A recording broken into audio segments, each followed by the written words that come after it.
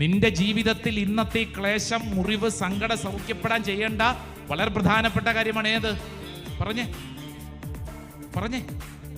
ക്ഷമിക്കുക, നിരപരാധികം ക്ഷമിക്കുക, വ്യവസ്ഥകളില്ലാതെ ക്ഷമിക്കുക. ഹല്ലേലൂയ. പ്രഭാഷകന്റെ പുസ്തകം 28-ാം അധ്യായം 2-3 തിരുവചനം വായിച്ചാലോ? 28-ാം അധ്യായത്തിന്റെ ഹെഡിങ് തന്നെ നോക്കിയേ, തെറ്റുകൾ ക്ഷമിക്കുക എന്നുള്ളതാണ്. അതിന് 2-ാം തിരുവചനം 2-3 വായിക്കാം.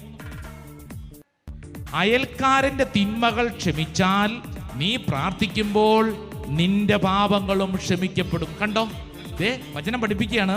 അയൽക്കാരന്റെ തിന്മകൾ ക്ഷമിച്ചാൽ നീ പ്രാർത്ഥിക്കുമ്പോൾ നിന്റെ പാപങ്ങളും ക്ഷമിക്കപ്പെടും. 3-ാം വചനം ഇങ്ങനെയാണ്: അയൽക്കാരനോട് പകവച്ച് പുലർത്തുന്നവന് കർത്താവിൽ നിന്ന് കരുണ പ്രതീക്ഷിക്കാമോ? Hallelujah, hallelujah. ശ്രദ്ധിച്ചേ, ക്ഷമിക്കണം. പറഞ്ഞേ, ആരോട്? നിന്റെ ജീവിതത്തിൽ നിന്നെ വേദനിപ്പിച്ചവര്. ചിലരിങ്ങനെ ചിന്തിക്കുന്നുണ്ട്, അച്ഛാ ഞാൻ ഒരു തെറ്റും ചെയ്യാതിരുന്നിട്ടാണ് അവരെന്നോട് ഇങ്ങനെ ചെയ്യുന്നത്. ആയിക്കോട്ടെ, പക്ഷെ നീ എന്ത് ചെയ്യണം? നീ ഒരു ദൈവമകനാണ്, ദൈവമകളാണ് ആയതിനാൽ എന്ത് ചെയ്യണം?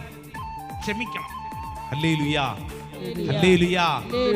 ദൈവ തിരുമുമ്പിൽ ഈ തീരുമാനം എടുക്കണം, പ്രഖ്യാപിക്കണം. എങ്കിലേ സൗഖ്യം നമുക്ക് അനുഭവിക്കാൻ പറ്റൂ.